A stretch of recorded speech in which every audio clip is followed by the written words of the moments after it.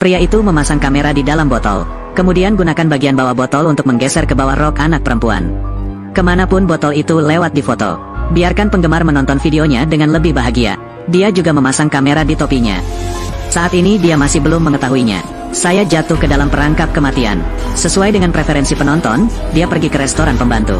Ketika dia memulai percakapan dengan pelayan, seorang pria memegang botol minyak khusus melewatinya. Pembantu sedang menyiapkan nasi, menuangkan minyak yang sudah dikirim ke dalam panci. Selanjutnya adalah kentang goreng renyah spesial. Meletakkannya di meja pria itu. Ketika pria itu sedang menikmati, rang lain, tuangkan deterjen ke dalam air mendidih. Dan deterjen mengandung bahan kimia lain. Begitu pria itu berdiri, sebuah gelembung terbang di depannya. Saat dia meniup gelembung itu, secara tidak sengaja menghirup bahan kimia lain. Pria itu mengambil botol air dan ingin melanjutkan syuting secara diam-diam. Ketika dia sedang mencari target dan melewati area bermain, kepalanya dipukul oleh seorang gadis yang melempar balon berisi air. Saat air memercik ke wajah Anda, beberapa bahan kimia telah terpapar sebelumnya.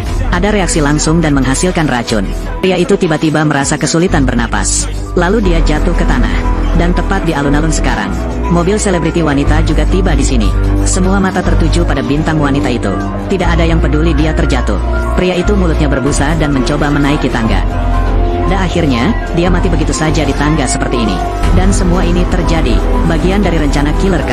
Tapi saat K bersiap untuk mengungsi, seorang gadis tiba-tiba muncul di samping pria itu. Silakan. Hapus videoku. Silakan hapus. Gadis itu memegang pisau dan mengancam pria itu. Biarkan dia menghapus video yang direkam secara diam-diam. Tapi pria itu mengabaikannya. Dia tidak tahu pria di depannya sudah mati. Gadis itu berbicara lama dengannya, tapi selalu diabaikan. Merasa diabaikan. Karena marah, dia mengambil pisau dan menikamnya. Wanita itu kehilangan akal sehatnya setelah ditusuk berkali-kali. Aku baru sadar aku membunuh seseorang. Orang-orang di sekitar juga tertarik dengan teriakan tersebut. Gadis itu segera dibawa pergi oleh polisi. K berdiri di tengah kerumunan tanpa berkata-kata saat melihat adegan ini. Karena kemunculan gadis itu mengganggu rencananya. Dia bisa saja membunuh pria ini secara diam-diam. Namun pada akhirnya gadis inilah yang patut disalahkan. Setelah pulang ke rumah, K berbaring di tempat tidur sambil berpikir. Dia tidak ingin membuat gadis lugu ini menderita ketidakadilan. Jadi keesokan harinya, K mempostingnya secara online. Video korban di lokasi pembunuhan. Juga melampirkan 3 karakter animasi ke video. 3 boneka tersebut mengatakan bahwa mereka adalah pembunuh. Dia ingin menyampaikan kepada polisi bahwa pelakunya sebenarnya adalah 3 bahan kimia. Pada saat yang sama, hal ini dapat mengarah pada penyelidikan mendalam. Membuat gadis lain menjelaskan kesalahannya. Polisi pun mengikuti saran video penemuan tersebut, di mana gadis itu menikam pria itu dengan pisau. Tidak berbahaya, dan terlihat dalam video saat gadis tersebut menikam pria tersebut. Pria itu tidak melawan. Dari sini mereka menyimpulkan bahwa pria itu adalah meninggal atau koma sebelum itu. Dan ini juga mencapai efek yang diinginkan K. Nama asli K adalah Song Yi Kyung. Di bawah wajahnya yang tidak berbahaya, tapi memiliki hati seorang penyihir. Dia meletakkan buku di rak untuk setiap orang yang dia bunuh. Meskipun dia haus darah, tapi semua orang yang dia bunuh adalah penjahat. Tapi perilakunya menyebabkan kerugian besar bagi perusahaan asuransi. Karena setiap dia membunuh seseorang, polisi tidak dapat menemukan bukti. Pada akhirnya kasus ini diputuskan sebagai kematian karena kecelakaan. Jadi perusahaan asuransi harus mengeluarkan banyak uang. Kemudian perusahaan asuransi melihat sesuatu yang aneh. Bentuk gugus tugas untuk menemukan pelaku sebenarnya. Dan pemimpin tim investigasi ini kebetulan kalah yang diperiksa polisi saat SMA. Manusia telah memiliki seekor anjing peliharaan selama 6 tahun. Dibunuh oleh orang tua tetangga sebagai hotpot. Dihadapkan pada tuduhan itu, lelaki tua itu tidak menunjukkan penyesalan. Sebaliknya, dia mengolok-olok pria yang menganggap anjing seperti keluarga. Lalu lelaki tua yang kejam itu pergi, meninggalkan pria itu sendirian berlutut di depan panci panas. Yi Kyung memandangi pamannya yang menangis di tanah. Saat itu, dia berumur 6 tahun dan memutuskan untuk menghukum lelaki tua itu. Suatu hari Yi Kyung menyelinap ke rumah lelaki tua itu ketika dia sedang tidur siang. Kemudian dia mengambil korek api dan membakar rumah itu. Saat psikiater bertanya pada Yi Kyung kenapa dia melakukan itu, Yi Kyung berkata orang jahat semuanya adalah orang berkulit hitam. Benda-benda hitam harus disapu. Mendengar jawaban tersebut, dokter dan bibinya ketakutan. Dan alasan mengapa Yi Kyung memiliki mentalitas ini, karena saat dia berumur 5 tahun, orang tuanya meninggalkannya sendirian di dalam mobil setelah bertengkar. Ketika dia keluar dari mobil untuk mencari orang tuanya, ada 2 suara tembakan di hutan. Yi Kyung kehilangan orang tuanya hari itu dan menjadi yatim piatu. Saat itulah pikirannya mulai berputar. Namun setelah beranjak dewasa, Yi Kyung menjadi semakin menakutkan. Ketika dia masih di sekolah menengah, dia dan teman-temannya di sekolah, saya melihat kucing liar yang biasa saya beri makan diracuni oleh manusia. Yi Kyung berjongkok di atap dan menemukan peracunnya. Dia adalah penjaga keamanan sekolah. Jadi dia memutuskan untuk mengeksekusi penjaga itu secara pribadi untuk membalaskan dendam kucing itu. Hari itu dia menyelinap ke asrama penjaga keamanan sepulang sekolah. Lalu kenakan sarung tangan karet, buka kulkas dan keluarkan arak beras dalam jumlah besar. Tuang racun yang sudah disiapkan ke dalam arak beras. Ketika penjaga itu kembali dan meminum arak beras beracun, saya merasa tidak enak badan dan ingin keluar dan meminta bantuan. Yi Kyung memegang pintu luar dengan erat. Tidak ada suara tersisa di rumah sebelum pergi. Ketika polisi datang ke sekolah untuk menyelidiki dan mencari petunjuk, jawab Yi Kyung, dia tidak takut. Sepertinya dia tidak melakukannya. Terlahir dengan gen kriminal, dia tidak memiliki kekurangan apapun. Setelah pengalaman ini, Yi Kyung masuk ke mode pembunuhan gila.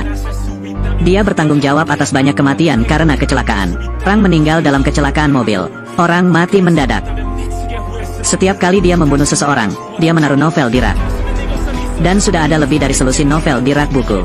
Tapi kematiannya yang tidak disengaja menarik perhatian perusahaan asuransi. Untuk menangkap pelaku sebenarnya di balik penghematan biaya, perusahaan asuransi telah membentuk gugus tugas. Dan inilah kasusnya. Membiarkan Yi Kyung mengungkapkan kekurangannya untuk pertama kalinya. Seorang gadis setelah Yi Kyung membunuh seseorang, tanpa sengaja menjadi kambing hitam. Mematuhi prinsip tidak membiarkan gadis itu dianiaya, Yi Kyung menyebarkan video bahwa gadis itu bukanlah seorang pembunuh. Dan video ini secara tidak sengaja menarik perhatian. Perusahaan asuransi sedang menyelidikinya. Mereka merasa inilah masalahnya. Dibuat oleh pembunuh yang menyebabkan banyak kematian karena kecelakaan. Perusahaan asuransi memeriksanya. Video itu terekam di helm korban. Menemukan seorang pria tertabrak balon air. Mereka menghubungi pria yang memulai acara polo air tersebut. Datang ke sini untuk menyelidikinya. Pria itu tidak mengabaikannya begitu saja. Sebaliknya, ada foto anggota tim investigasi saat mereka pergi. Dikirim ke Yi Kyung melalui telepon. Setelah Yi Kyung tahu dia sedang diselidiki, dia berencana merancang peringatan untuk tim investigasi. Pertama dia memimpin tim investigasi ke pantai. Kemudian ketika tim investigasi berpisah, bawa 2 orang ke dalam mobil untuk memantau situasi. Kunci pintu dengan aman dari luar. Kemudian tiupkan nitrogen ke dalam mobil untuk membuat mereka pingsan. Akhirnya keduanya dikurung dalam sebuah wadah di tengah laut. Tapi dia tidak mengambilnya dari mereka. Sebaliknya, biarkan mereka menghubungi rekan satu timnya untuk menyelamatkan mereka. Tapi jauh di dalam kegelapan. Tak satu pun dari mereka tahu di mana mereka berada. Sampai permukaan laut mulai naik. Ketinggian air di dalam tangki semakin tinggi. Mereka baru tahu kalau mereka dikurung di pantai. Saat wadah hendak terendam air laut, mereka diselamatkan. Ini adalah peringatan Yi Kyung kepada orang yang menyelidiki. Dia tidak memikirkan peringatan ini akan mengungkapkan identitasnya. Lee Yang Ae belajar dari beberapa orang tua di dekat pantai. Kemarin ada seorang gadis yang sangat aneh keluar dari toilet pria. Dia segera mengeluarkan videonya untuk diidentifikasi oleh lelaki tua itu. Kemudian dia mengetahuinya, Yi Kyung lah yang diselidiki di sekolah beberapa tahun lalu. Lee Yang Ae segera menelepon rekan satu timnya. Lihatlah foto TKP penembak gila. Alhasil, Yi Kyung pun muncul di sana. Dia sekarang menyimpulkan bahwa Yi Kyung adalah K yang mereka cari. Dia awalnya adalah presiden wanita dari sebuah perusahaan asuransi dengan aset miliaran. Sekarang karena seorang mahasiswa menunggu di bandara selama 5 jam. Hanya karena muridnya ini, dia harus membayar puluhan miliar selama 3 tahun. Karena hari ini adalah hari Yi Kyung bersiap untuk melarikan diri ke Amerika. Dia ingin menangkap Yi Kyung di bandara untuk menginterogasinya. Setiap sudut bandara dipantau. Namun saat pesawat hendak lepas landas, tidak ada yang menemukan bayangan Yi Kyung. Tepat ketika semua orang mengira Yi Kyung tidak akan datang, bibi Yi Kyung tiba-tiba menerima telepon. Dia memberitahu bibinya melalui telepon bahwa dia bangun terlambat, tidak bisa naik pesawat tepat waktu. Dia menyuruh bibinya pergi ke Amerika dalam beberapa hari dan dia akan datang dalam beberapa hari. Setelah mendengarkan percakapan Yi Kyung dan bibinya, orang-orang sang jenderal segera temukan lokasi Yi Kyung. Layar menunjukkan Yi Kyung di bandara. Orang-orang di tim investigasi akhirnya menghela nafas lega. Namun ketika mereka mencari berdasarkan lokasi, Yi Kyung tidak ditemukan di lokasinya saat ini. Pengawas bandara juga tidak melihat siluet Yi Kyung. Ternyata Yi Kyung sudah mengetahuinya.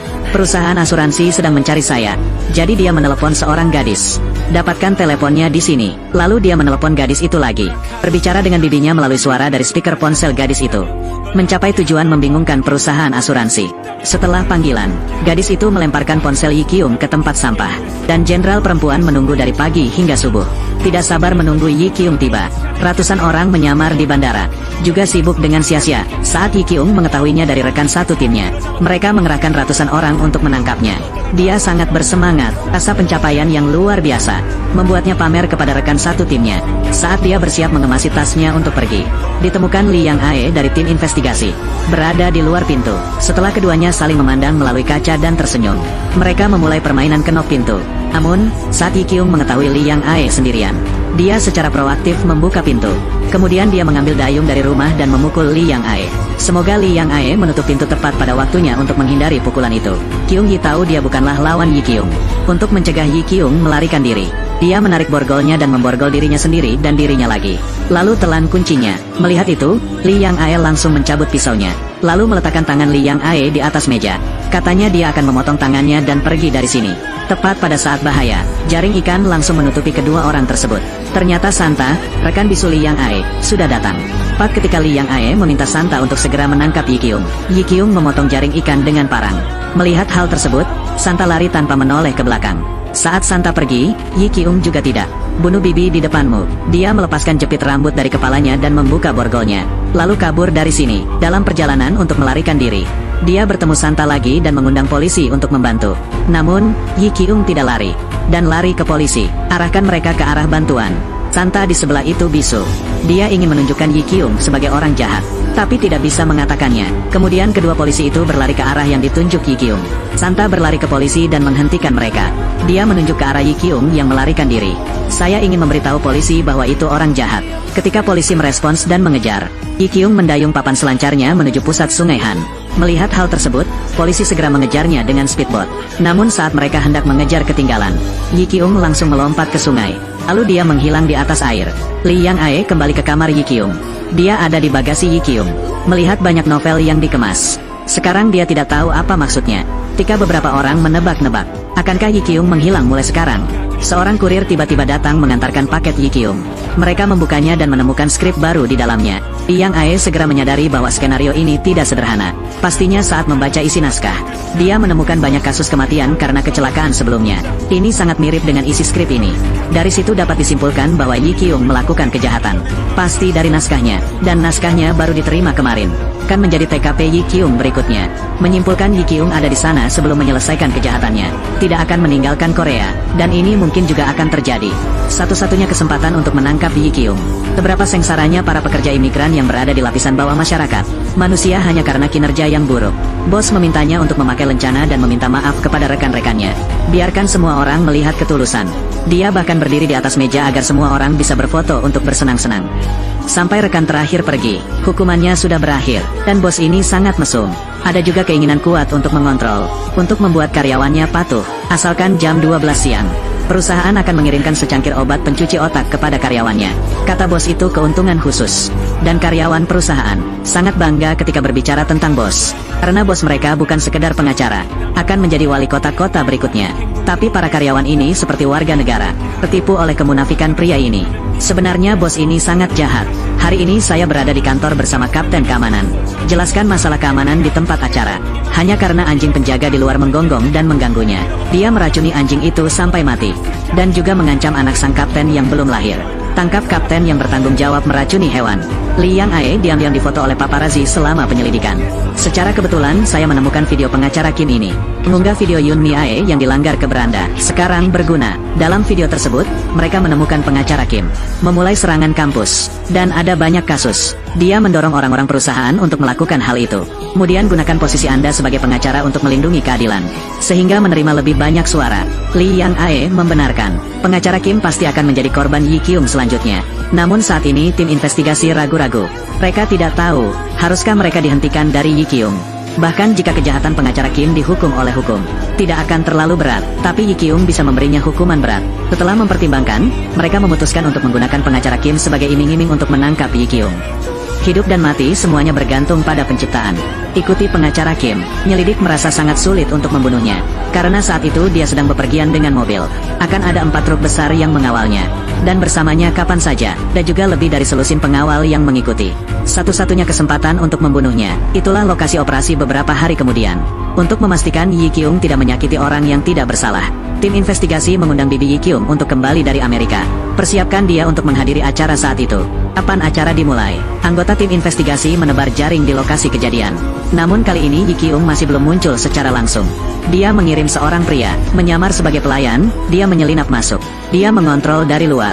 Ketika pidato pengacara Kim akan berakhir, orang Yi Kyung menekan tombolnya. Kontrol aktivasi perangkat pembunuh. Ketika bawahan menyelesaikan tugasnya dan bersiap untuk pergi, pengacara Kim mengetahui bahwa bibinya berasal dari Amerika. Tiba-tiba muncul di sini. Dia tidak bisa berpikir, segera memerintahkan anak buahnya untuk membawanya keluar dari sana. Namun saat bawahan ingin membawanya pergi, bibinya tidak mau mengikutinya. Sebaliknya, dia terus bertanya di mana Yi Kyung bersembunyi. Li Yang Ae menyadari sesuatu yang tidak biasa dan bergegas mendekat. Melihat hal tersebut, para bawahannya tidak punya pilihan selain melarikan diri. Pada saat ini, pengacara Kim menganggapnya aneh, juga melompat keluar dari robot. Begitu dia turun, robot di belakangnya meledak. Melihat pemandangan ini, semua orang yang hadir ketakutan. Pengacara Kim merasa berbahaya, ingin membuka pintu belakang dan lari dari sini. Dalam perjalanan melarikan diri, dia dihentikan oleh ketua tim investigasi Na. Kapten Na mengeluarkan tongkat listriknya dan langsung membuatnya pingsan. Kemudian pengacara Kim dibawa ke dalam mobil oleh mereka. Lalu kencangkan sabuk pengaman Anda. Gunakan papan kayu untuk menahan pedal akselerator. Pasang gigi dan nyalakan sekaligus. Tarik sepanjang talinya. Mobil itu menabrak bangunan logam di depannya. Akhirnya mereka mengeluarkan korek api. Lemparkan langsung ke mobil. Dengan api yang menyala-nyala, mobil itu juga mulai meledak. Pengacara Kim di dalam mobil juga ikut serta. Dengan kematian yang disengaja dan tidak disengaja ini, mengapa mereka melakukan itu pada pengacara Kim? Itu karena putra tertua presiden perusahaan asuransi juga mencalonkan diri sebagai wali kota. Dan pengacara Kim adalah lawan terbesar dalam pemilihan wali kota. Di samping itu, bibi Yi Kyung tersesat di lokasi. Secara tidak sengaja masuk ke dalam perangkap Yi Kyung demi pengacara Kim. Dia baru saja membuka pintu untuk keluar dari lokasi. Sebuah batang baja menembus tubuh. Ketika Yi Kyung datang ke sini, menemukan bahwa bibinya telah jatuh ke tanah dan meninggal di tempat. Setelah kembali, Yi Kyung sangat terpukul. Dia tidak pernah berpikir dia akan membunuh satu-satunya kerabatnya. Dan Kapten Na setelah melenyapkan pengacara Kim, segera dipromosikan. Tapi dia tidak berpikir, kini dia dianggap oleh Yi Kyung sebagai pembunuh yang membunuh bibinya. Dia akan menghadapi balas dendam kejam Yi Kyung. Pria itu memberi makan sepotong kimchi kepada penggemar wanita tersebut. Ibunya menempatkannya dalam mangkuk berisi saus pedas. Hanya karena ibu merasa dia baru saja mempermalukan kakaknya. Ternyata baru saja, ibu membantu putra sulungnya mencalonkan diri sebagai wali kota, menyelenggarakan kegiatan pengasinan kimchi, juga mengundang banyak reporter untuk berpromosi, untuk meningkatkan popularitas dan menarik suara. Putra tertua memegang kimchi di tangannya dan hendak memberikannya kepada si cantik. Tapi gadis itu langsung menolak. Jika memungkinkan, aku ingin dia memberiku makan. Sudahlah. Semakin tampan Anda, semakin enak rasanya. Putra tertua merasa malu ketika dia selesai berbicara. Lalu masukkan acar ke dalam mulutmu. Melihat itu, putra bungsunya segera berlari menghampiri. Kemudian dia sendiri yang memberi makan keindahan kimchi yang dia buat. Gadis itu sangat senang setelah makan. Segera mengacungkan jempolnya dan memuji masakannya yang enak. Para wartawan di dekatnya juga memujinya. Katanya dia tidak hanya tampan tetapi juga memiliki keterampilan yang hebat. Tindakan ini langsung menamparkan wajah sang kakak tertua. Padahal dari luar ibu terlihat tenang. Sebenarnya hati pernah naik turun. Lalu ibuku beralasan kuah ikannya sudah habis. Biarkan putra bungsu saya membantu menyiapkan saus dan memanggilnya ke dapur. Segera setelah saya memasuki dapur, sang ibu yang tadi masih ceria langsung mengencangkan wajahnya. Ternyata saya melihatnya sekilas. Anak laki-laki kecil itu baru saja mempunyai masalah dengan gadis itu. Namun dia saat putra bungsunya berusia 20 tahun. Menjalani ligasi tuba, namun putra bungsunya masih berkeliaran di luar. Dia bertanya pada putra kecilnya, harus pergi bersamanya ke rumah sakit untuk mengeluarkannya. Kata anak bungsu, benda itu jatuh dengan sendirinya. Jangan pergi ke rumah sakit. Dia memberitahu ibunya, padahal dia baru saja berhubungan S3 kilodetik dengan gadis itu. Namun dia tidak membiarkan gadis itu hamil. Setelah berhubungan seks dengan gadis itu, ada seorang pria yang memerasmu. Dan jumlah uang yang diminta pihak lain mencapai 2 miliar won. Sang ibu sangat marah, menekan kepalanya ke dalam saus pedas. Kemudian dia meminta putranya untuk dikurung. Untuk mencegah putra bungsu menimbulkan masalah, mempengaruhi pemilihan putra sulung, Presiden segera mencari pembunuh Yi Kyung. Biarkan Yi Kyung membantunya menghilangkan semua rintangan. Dan orang pertama yang ingin dia hapus, itu adalah orang yang mengancam putra bungsunya. Ada seseorang di balik pembunuhan Yi Kyung, jadi tidak ada masalah lagi. Melihatnya memakai masker gas, dan memasuki lift tempat orang lain berada. Lalu lepaskan balonnya. Saat balon meledak, elevator dipenuhi gas beracun. Dan ketika preman itu jatuh ke lantai, keracunan sampai mati di dalam lift. Ini adalah saat paling membahagiakan Yi Kyung membunuh seseorang, karena dia hanya bisa pergi dengan nyaman setelah selesai. Presiden Jung akan mengirim seseorang untuk membantunya mengatasinya. Namun saat Yi Kyung disewa untuk membunuh orang kedua, dia secara tidak sengaja menemukan bahwa orang kedua hanyalah seorang paparazi. Dari paparazi, dia melihat putra bungsu Presiden Jung adalah pria jahat. Paparazi ini baru saja memotret putra bungsunya yang sedang melakukan perbuatan buruk, yang tidak layak untuk mati. Yi Kyung baru saja membunuh orang jahat itu dan memutuskan untuk melepaskannya. Tapi untuk bersembunyi, dia meledakkan seluruh rumah. Untuk fotografer, Yi Kyung berkemas dan mengirimnya ke rumah Li Yang Ae. Saat Li Yang Ae menyelamatkan paparazi, dia juga ada di tempatnya. Mendengar tentang putra bungsu Ketua Jung, sebagai ucapan terima kasih, paparazi menggali USB yang telah disembunyikan selama bertahun-tahun. Video tersebut menjadi bukti kejahatan putra bungsunya. Selain itu, dia terlihat merokok di video tersebut. Dan gambaran dirinya sedang memutilasi orang. Karena menurutnya pelayan itu lebih tampan darinya. Dia memberi obat kepada pelayan. Lalu ketika pelayan itu kaget, lemparkan uang 100.000 won ke laut. Biarkan pelayan melompat turun dan mengambilnya. Tapi pelayannya tidak tahu cara berenang. Teman di sebelahnya ingin melempar pelampung untuk menyelamatkan seseorang. Namun dia dihentikan oleh putra bungsunya. Pada akhirnya pelayan itu tenggelam di laut. Setelah menonton video tersebut, Lee Yang Ae mengerti. Yi Kyung mengirim paparazi untuknya. Tersirat bahwa putra bungsunya adalah target berikutnya. Keesokan harinya Lee Yang Ae bertemu Yi Kyung di kereta. Lee Yang Ae mengungkapkan kesediaannya untuk bekerja sama dengan Yi Kyung. Tapi Yi Kyung harus memaafkan ketua tim Na agar berhenti menyakitinya. Dan Yi Kyung juga mengerti. Kapten Na hanya menuruti perintah ketua Jung. Dia harus disalahkan atas kematian bibinya. Oleh karena itu, kedua belah pihak dengan mudah mencapai kerjasama. Presiden Jung memberikan wawancara. Seorang pria muncul, ambil asam sulfat dan buang langsung ke wajah Anda. Suasana menjadi kacau setelah kejadian tersebut. Melihat hal tersebut, para bawahan segera melepas bajunya untuk menghalangi media. Presiden Jung dikirim ke rumah sakit, dibungkus rapat dengan kain kasa. Dan ini Lee Yang Ae, dirancang untuk menyelamatkan putra ketua Jung. Dia tahu Yi Kyung akan menemukan cara untuk membalas dendam pada Presiden Jung. Seperti yang diharapkan, beberapa hari setelah pengurus rumah tangga membawa Presiden Jung ke panti jompo, mobil tiba-tiba mati lagi. Ketika kepala pelayan keluar dari mobil untuk memeriksa situasinya, Yi Kyung tiba-tiba muncul di belakang sambil membawa pistol. Adapun ketua Jung, dia dengan mudah diculik oleh Yi Kyung. Dia kemudian dibawa ke teater oleh Yi Kyung. Yi Kyung ada di sini. Keluarkan komputer Anda dan tunjukkan padanya videonya. Dalam video tersebut adalah putra bungsu dan temannya muncul di kereta. Yi Kyung mempublikasikannya secara online. Video dia mengonsumsi obat-obatan berbahaya, juga dikirim ke orang-orang di video tersebut. Setiap orang mengirimkan boneka hitam. Yi Kyung membuat kelompok orang ini. Mereka semua bertemu di sebuah gedung yang ditinggalkan. Yi Kyung meletakkan dua boneka di depan ketua Jung. Yang satu mewakili putra bungsu. Yang lainnya mewakili 20 orang di kantor yang ditinggalkan. Dia meminta pimpinan Jung untuk memilih pihak untuk bertahan hidup. Dan pihak yang tidak dipilih akan mati. Saat Yi Kyung menghitung sampai 3, Presiden Jung dengan tegas memilih 20 orang di gedung itu, meninggalkan putra bungsunya. Yi Kyung terkejut dengan hasil ini, karena ada lebih dari 20 orang jahat di gedung kantor. Putra sulungnya juga ada di dalam. Yi Kyung bertanya padanya apakah dia tahu tentang itu. Presiden Jung menggelengkan kepalanya berulang kali untuk menyatakan dia tidak tahu. Untuk Yi Kyung, dia tidak peduli jika dia tahu. Yang dia inginkan adalah menggunakan opsi ini untuk menghukumnya. Jelas pilihan pertama ketua Jung berhasil menyelamatkan putra sulung dan 20 orang tersebut. Tapi itu tidak berakhir di situ. Yi Kyung lalu mengeluarkan boneka lainnya. Boneka ini mewakili dirinya. Yi Kyung membiarkan ketua Jung memilihnya, atau pilih dari 20 orang. Namun kali ini ketua Jung tidak ragu-ragu. Sekali lagi memilih sisi untuk menyelamatkan banyak orang. Tekan tombolnya sendiri. Jawaban ini menyegarkan persepsi Yi Kyung tentang dirinya. Ketua Jung adalah orang yang melakukan semua hal jahat. Mengapa memilih untuk mengorbankan kepentingan Anda sendiri? Yi Kyung merasa tidak enak. Segera melepas perban di kepala Presdir Jung. Saat kain kasa dilepas, orang di dalamnya adalah Lee Yang Ae. Yi Kyung sangat marah setelah mengetahui kebenarannya. Dia tidak pernah berpikir, Lee Yang Ae mempermainkanku lagi. Serentak, rekan satu tim Lee Yang Ae membawa orang-orang di dalam gedung. Semua berseru, saat Yi Kyung menekan tombol untuk menyalakan bahan peledak. Gedung kantor itu kosong. Pada saat ini, Presiden Jung tiba-tiba menyerbu masuk dengan pistol dan kepala pelayannya. Melihat hal tersebut, bawahan Yi Kyung menembak kepala pelayan. Namun pelurunya meleset. Sebaliknya dia malah ditembak di bahu oleh ketua Jung. Melihat itu, Yi Kyung mengambil pistol yang terjatuh dan mulai melawan. Lee Yang Ae memanfaatkan lawan untuk menghindari peluru. Kat tirai panggung. Saat ketua Jung memegang pistol dan berjalan ke atas panggung, Lee Yang Ae memegang bom yang disiapkan Yi Kyung. Lemparkan tepat di depan ketua Jung. Melihat itu Yi Kyung langsung berlari menyalakan mesin dan menekan tombolnya. Terjadi ledakan keras di luar tirai.